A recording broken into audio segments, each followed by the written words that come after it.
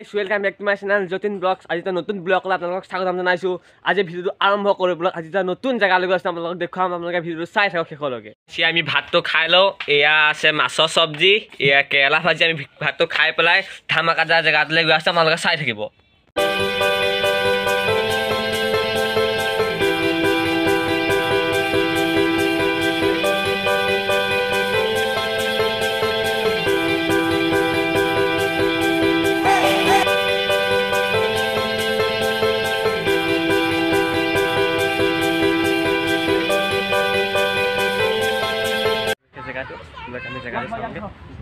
আমি আহি থকা জেগাটো এইটো মহাত্মা গান্ধী শিশু উদ্যান।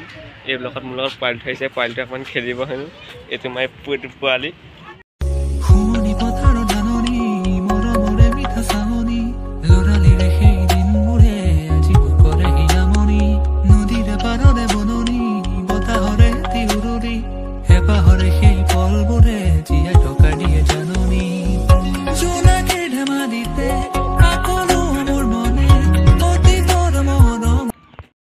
আপোনালোকে চাওক, সুন্দৰ পৰিৱেশ চাওক গাইছ।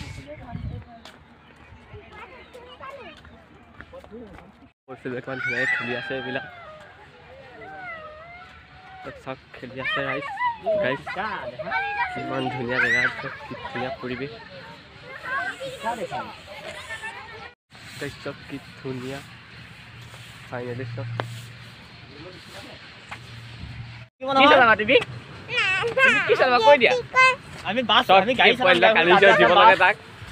আমি টিকেট কাটিবলৈ যাওঁ গৈ আছোঁ গাইছ। আপোনালোকে চাওক জেগাটো কিমান ধুনীয়া, কিমান ধুনীয়া গছ আছে। এইটো মেইন ৰাস্তাৰ কিনাৰতে হয় পাৰ্কখন। আপোনালোক আহিব ডিব্ৰুগড় মহাত্মা গান্ধী শিশু উদ্যান। কি মজা ঠাই, তাৰ ঘৰ কি ধুনীয়াকৈ বনাই থৈছে। চব এইটোৰ লগত পোৱালি যিটো পোৱালিটো দিছে চব গাইছ।